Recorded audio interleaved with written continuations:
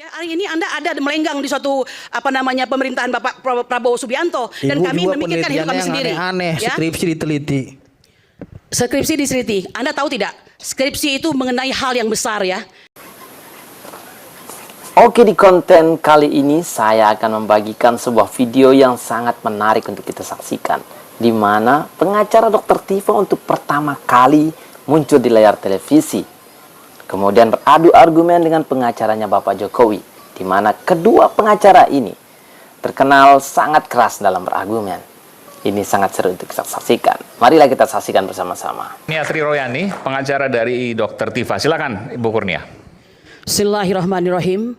Assalamualaikum warahmatullahi wabarakatuh. Waalaikumsalam. Bang Aiman, saya mau mengucapkan terima kasih ya, karena saya diundang pada hari ini.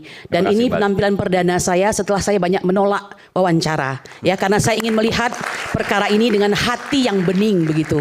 Oleh karena itu, mari kita disclaimer pertama kali bahwa sebaiknya acara Rakyat Bersuara ini harus menjadi tuntunan, bukan sekedar tontonan, sekejar mengejar rating begitu ya. Saya tidak usah membahas, cuma saya tidak senang kalau rekan saya yang sama-sama sebagai penggiat daripada hukum ya, sampaikan aja yang tidak senang sebagai memaki-maki Anda bisa. Ya, ini menyatakan bahwa dirinya tidak mampu menghargai etika. Etika itu ada di atas hukum. Ya, Anda diam dulu. Nanti jadi nanti layu itu ya. Nasihati diri saudara. Baik, selanjutnya saya ingin menyatakan begini ya. Posisi saya ini sangat istimewa. Jadi saya di sini diminta oleh iNews sebagai pengacara dari Ibu Tifauzia Tiasuma. Tapi di lain sisi saya sendiri adalah terlapor ya dari 5 orang. Satu Dr. Roy Suryo, kemudian Dr. Risman Hasiholan Sianipar, kemudian Dr. Tifauzia Tiasuma, Egy Sujana, Profesor Egy Sujana Mastal SHMSI yang sangat saya hormati, dan saya sendiri. Pelapor TPUA maksudnya? Terlapor. Saya terlapor. terlapor. Ibu juga ya. Terlapor juga? Inisial K itu adalah saya. Oke. Ya.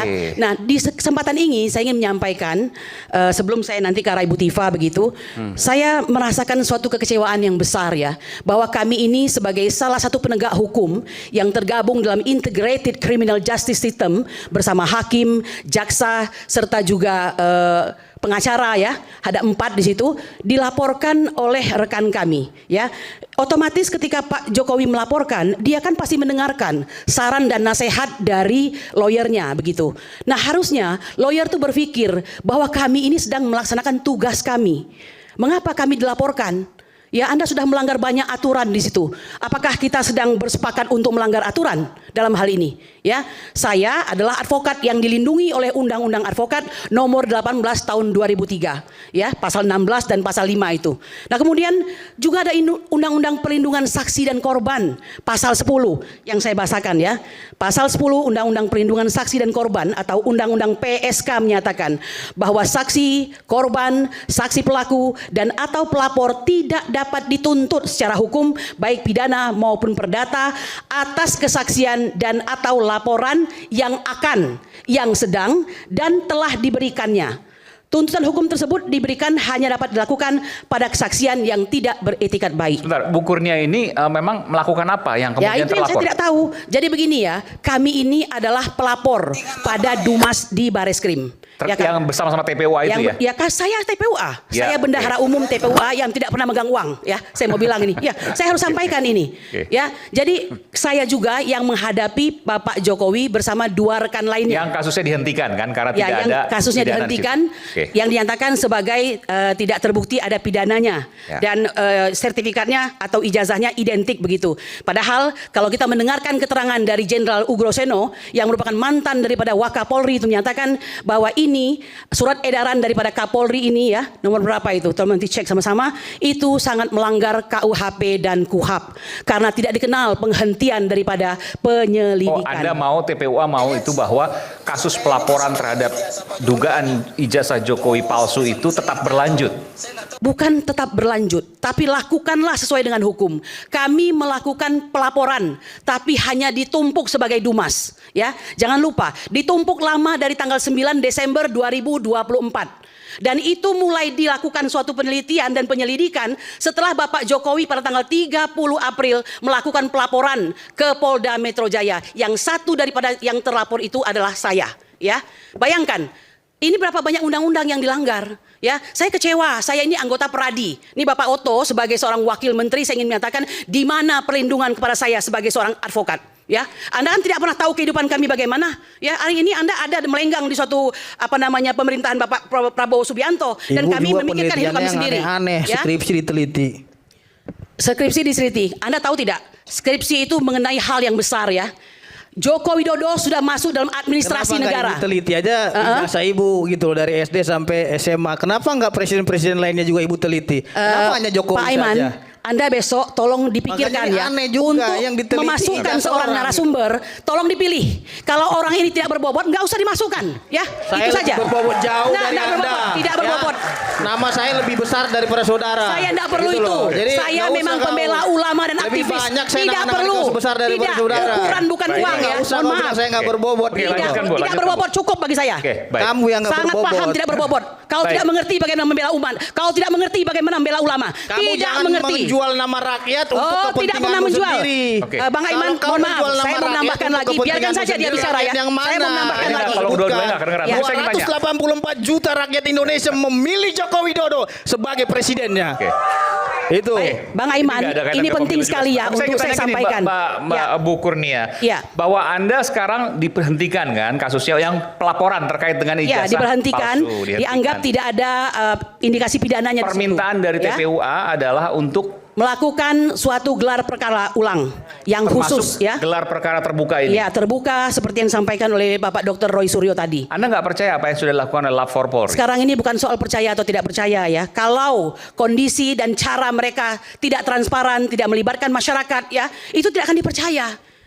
Tidak akan dipercaya. Oleh karena itu lakukanlah tugas Anda Tidak sebaiknya. melibatkan masyarakat. Iya. Maksudnya dalam gelar perkara. Masyarakat itu tentu kami orang yang melaporkan, itu termasuk ya. Oke. Dan masyarakat tidak bisa menilai apapun, tahu-tahu sudah ada hasilnya, identik dan tidak ditemukan indikasi pidana. Dan dikatakan Bagaimana? asli, karena Ya. sebut asli waktu Satu lagi Mas konferensi pers. Aiman, mohon maaf saya Oke, sebelum ingin saya ke menyampaikan Bung Edi, ya. silakan. Mengapa saya katakan tadi ini harus menjadi tuntunan bukan tontonan. Kami banyak menerima fitnah di mana-mana ya. Jadi kami dilaporkan sebagai pencemaran nama baik dan fitnah, tapi di luar sana orang-orang yang berdiri di sisi Pak Jokowi ini luar biasa podcastnya, menyatakan bahwa ada bohir-bohir ya, ada orang-orang yang membiayai kami, kemudian kami disebut sebagai kurcaci dan segala macam itu ya. Saya ingin mengatakan ya, demi Allah ya, saya pengacara umat, tidak pernah menerima satu peser pun. Dan ketika kami berangkat ke Yogyakarta dan Solo, sungguh-sungguh uang kami sendiri ya, membayar ongkos dan bukan berbus-bus, hanya satu bus. Anda bayangkan isinya siapa? Nenek-nenek, ibu-ibu, bapak-bapak yang sudah tua. Mengapa? Karena cinta kepada negeri ini ya. Jadi saya mohon maaf, memang saya tunggu pembicaraan ini. Saya Gitu. tergoda untuk menanyakan, Ya. kenapa kemudian energinya begitu besar untuk mengejar ijazah Pak Nah, Jokowi? baik, itu ada penjelasannya. Perlu Anda ketahui ya, ini tulisan dari Profesor Dr. Egy Sujana Mastal SHMSI, Presiden TPUA. Ya, beliau menyatakan begini. Tidak diberlakukannya pasal 14 dan 15 Undang-Undang Nomor 1 Tahun 46 membuktikan secara sah hukum bahwa putusan banding tidak ada hoak, tidak ada fitnah, berita bohong yang menghebohkan itu. Anda perlu tahu, Bambang Trimulyono dan Gus Nur itu dihukum 4 tahun penjara pada level banding dan kasasi ingkrah ya.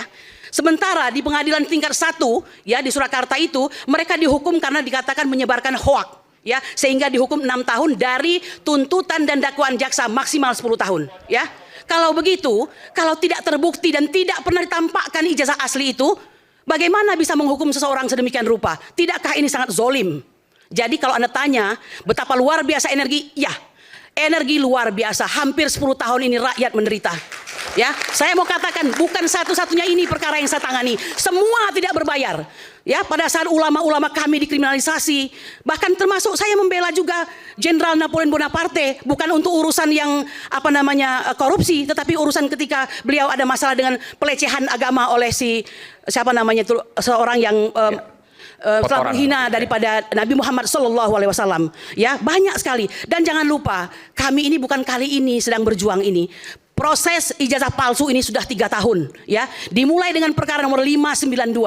Saat bersidang justru Bambang Tri dan Gus Nur itu ditangkap. Bagaimana mungkin orang bisa menyampaikan ya perkaranya jika dia ditangkap, dan berubahlah itu menjadi pidana ya, yaitu di Surakarta dengan perkara nomor 319 dan 318. Disitulah dimulai semua pertarungan yang luar biasa. Tidak mampu 30 saksi menunjukkan bahwa ijazah Jokowi itu ada. Yang ini bukan ijazah UGM ya, tapi ijazah SD, SMP, dan SMA. Anda maju punya energi besar karena Anda melihat ada ketidakadilan. Ketidakadilan. Oke. Hukum itu adalah alat keadilan, bukan alat kekuasaan. Demikian. Oke.